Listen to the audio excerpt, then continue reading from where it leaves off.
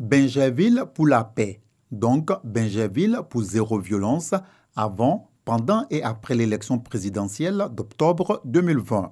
C'est l'engagement que viennent de prendre publiquement les leaders de mouvements et de partis politiques représentés dans cette cité, deuxième capitale de l'histoire de la Côte d'Ivoire. La présente initiative est à l'actif de la Fondation Herman Nzi avec l'association Cœur Uni pour Bingerville. Il était très opportun, vraiment, de sensibiliser la jeunesse. Mon message, c'est toujours la paix, l'union, l'amour dans toutes nos différentes actions, essayer de le propager sur toute l'étendue du territoire.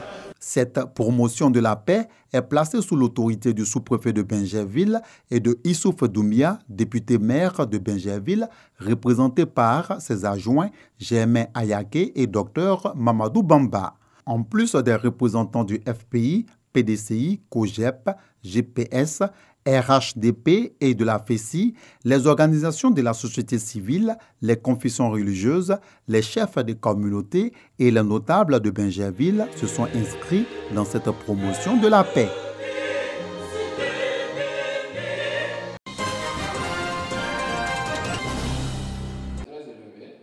Trois fois 90, cela vous parle-t-il dans la lutte contre le VIH-Sida ? Eh bien, il s'agit des objectifs d'accélération mondiale de la réponse au sida. Concrètement, c'est 90% des personnes qui vivent avec le VIH qui connaissent leur statut sérologique et 90%, ça c'est le premier 90, le deuxième 90, c'est 90% des personnes qui connaissent leur statut sérologique qui sont mises sous ARV. Et pour le troisième 90, c'est 90% des personnes qui sont sous traitement ARV ont une suppression virale. En Côte d'Ivoire, nous sommes à 79,5% pour le premier 90. Pour le deuxième 90, nous sommes à 80%. Et pour le troisième 90, nous sommes à 81%.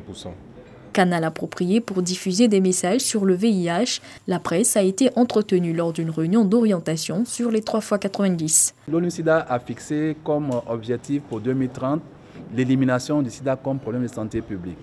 Et pour atteindre ce objectif, il est important que chaque pays mette en œuvre des stratégies pour atteindre les 3,90. C'est pour ça que nous avons voulu associer nos organes de presse à cet atelier pour leur expliquer cette notion de 3,90 et les efforts que nous devons faire au niveau du programme, tant en matière de dépistage de toutes les personnes avec le VIH en Côte d'Ivoire, qu'en matière de mise sous traitement antirétroviral et en matière de rétention des patients dans les soins pour que, à l'horizon 2030, nous soyons au rendez-vous de l'élimination du sida. Avec une prévalence de 2,3% en 2019 contre 2,7% en 2018, la Côte d'Ivoire compte tout de même 12 187 nouvelles infections, dont 59% sont des femmes.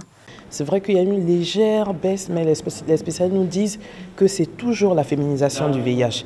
Concernant cette féminisation, nous, au niveau du REP Massy, également moi-même à mon niveau personnel sur Radio Côte d'Ivoire où je présente l'émission Santé Plurielle, c'est pour accélérer tout ce que nous faisons en matière de sensibilisation, de prévention surtout, parce qu'il faut prévenir, il faut emmener l'information là où les femmes se trouvent. Je pense que c'est encore plus d'émissions, encore plus de reportages, encore plus de sensibilisation pour dire aux femmes que leur santé compte. Le nombre de décès est en baisse de 54% entre 2010 et 2019, mais pour le programme national de lutte contre le sida, 90% des personnes vivant avec le VIH doivent connaître leur statut sérologique.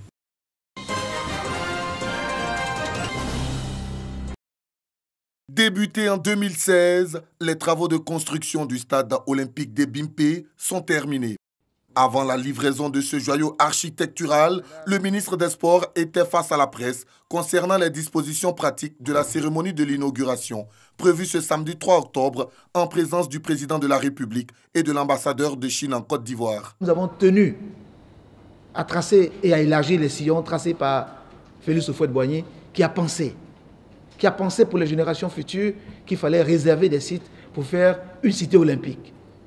Et son fils, son digne héritier, le président Alassane Ouattara, l'a réalisé. Doté d'une capacité de 60 000 places, le complexe sportif aux normes internationales dispose de plusieurs commodités. Fruit de la coopération ivoiro-chinoise, le stade olympique des Bimpé, d'un coût global de 143 milliards de francs CFA, a été financé par l'État de Côte d'Ivoire et la Chine, respectivement à hauteur de 80 milliards et 63 milliards de francs CFA.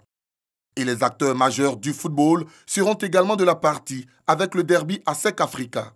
Concernant le bicéphalisme à l'Africa Sport, le premier responsable du sport s'est voulu rassurant. Nous ne voulons pas rentrer dans les détails de la gestion de chaque club, mais je peux vous donner l'assurance que quand on a besoin des clubs, ils viennent toujours de manière unitaire et participent à l'animation sportive. Donc je voulais vous rassurer là-dessus. Outre le derby ASEC Africa, une course de relais et des prestations d'artistes sont au menu de cet événement qui se veut un moment festif avec 50 000 personnes attendues sur 60 000 en raison de la crise sanitaire.